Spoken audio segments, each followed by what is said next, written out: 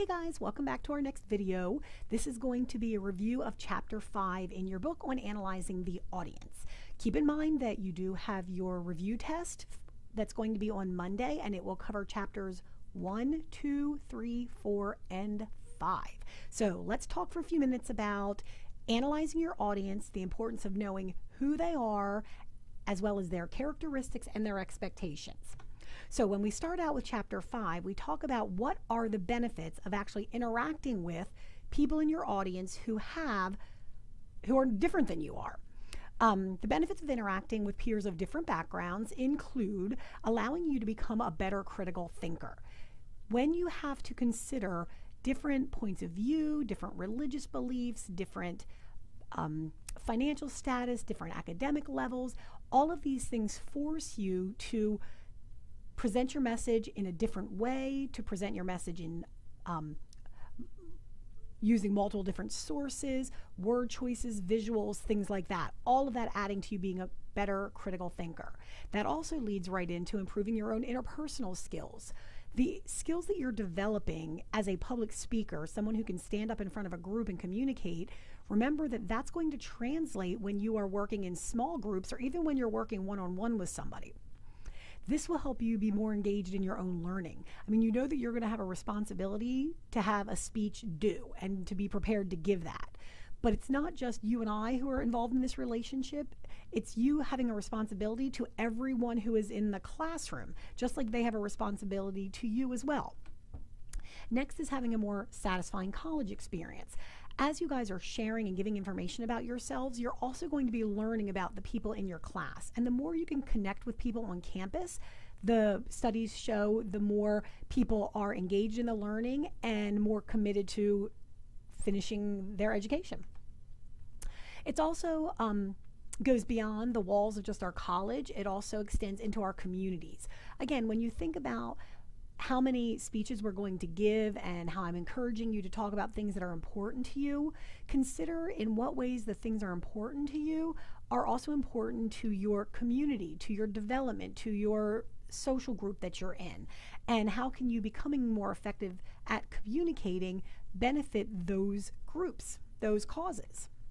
And finally, having a better tolerance of people from cultures that are different than your own. Not only in presenting your information in a way that they're going to be able to understand it and that's not going to be offensive, but you're also, as a listener, going to be learning a lot of information and maybe be exposed to details about cultures that you didn't know about in the past.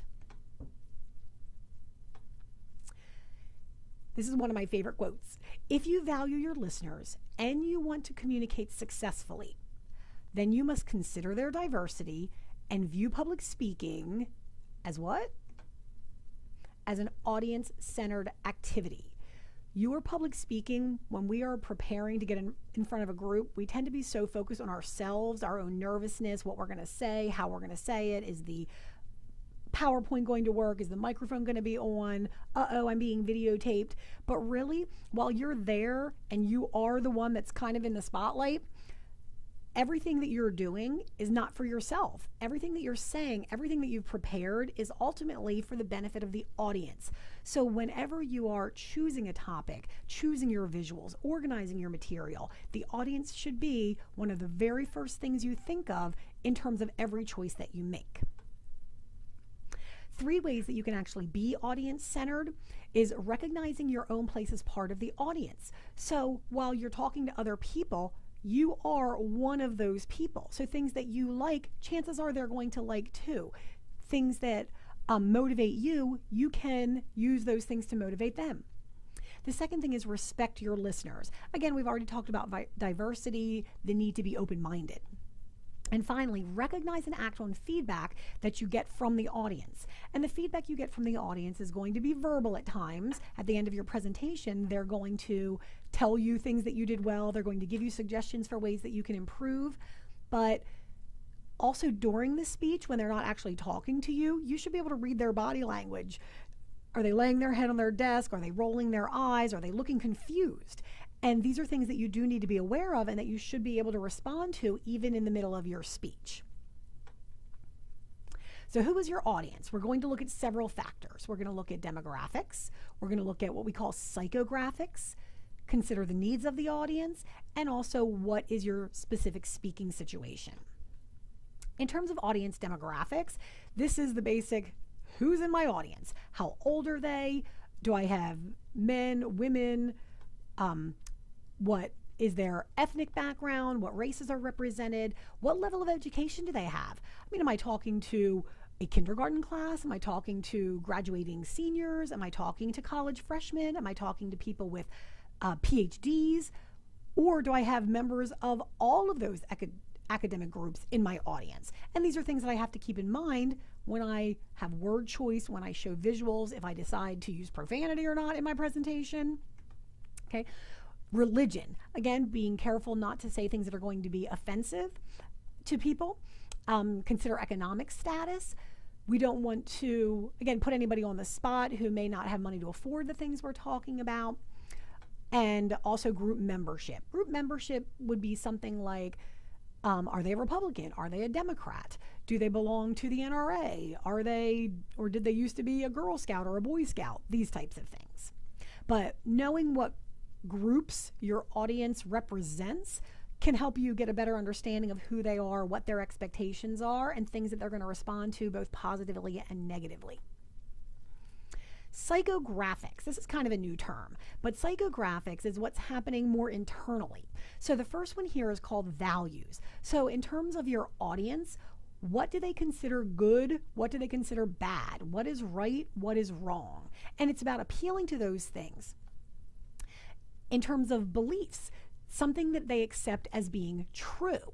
So we want to, again, respect other people's rights to have their own beliefs, and we want to be open-minded to that. And we want to, if we're trying to talk about something that may conflict with their beliefs, we want to make sure that we give good evidence and that we're not condescending.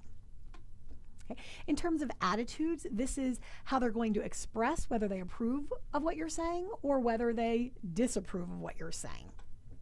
And in terms of behaviors, how we act or an overt action, like what you're actually going to do in response to what you've heard. When we talk about audience needs, which is our next category, I'm going to take you back to possibly a psychology class that you've had, or maybe even a biology class that you've had, where we talk about Maslow's hierarchy of needs. So when you're choosing your topic, think about which of these areas of our natural desires and our natural needs you can connect with or appeal to in terms of your audience. So we can start right at the bottom of the pyramid in terms of physiological. So does your presentation help them become more healthy? Does it help them lose weight? Does it help them become more physically fit? Does it teach them how to make a nutritious meal? Does it help them sleep better? Does it help them understand dreams? Things like that. In terms of safety, does it show them how to fireproof their homes? Does it show them how to protect themselves from getting a virus in their computer? In terms of belonging, are you talking about things that help them feel loved or affection or even part of groups? Maybe you're doing a campaign to get individuals to join student government. Self-esteem. Are the things that you're talking about actually making them feel good about themselves as opposed to feeling bad about themselves? And then finally, self-actualization, where they're achieving their full potential. So again, any knowledge that you can give them that makes them a better person, that gives them more information so that they can make better decisions, is going to help them to self-actualize. So ultimately, your challenge as a speaker is to identify and emphasize audience needs. Okay, they are the things that are most relevant to your topic. Again, your challenge as a speaker is to identify and emphasize audience needs that are relevant to your topic. Right? So know who your audience is, figure out what it is they need, and how can you provide that or make a connection between things that are going to be helpful to them and what it is that you ultimately want to communicate in your presentation. The last thing I have here about consideration for audience is, what is your speaking situation? The audience, are they voluntary or are they captive? For you guys in the class, which one do you think you are? Are you here voluntarily or are you here captively? And while some of you might be enjoying the class and be excited about coming to Oral Com, really by definition, you are all captive, because in order to get your grade, you have to come to class. And you did not yourself choose to come and listen to a presentation on carving pumpkins. You did not choose to come and listen to a presentation on how do I change a flat tire. So keep in mind that your audience didn't volunteer to be here and they didn't seek out your topic. So now you have a little bit of extra work to do to make it appealing and meaningful for them.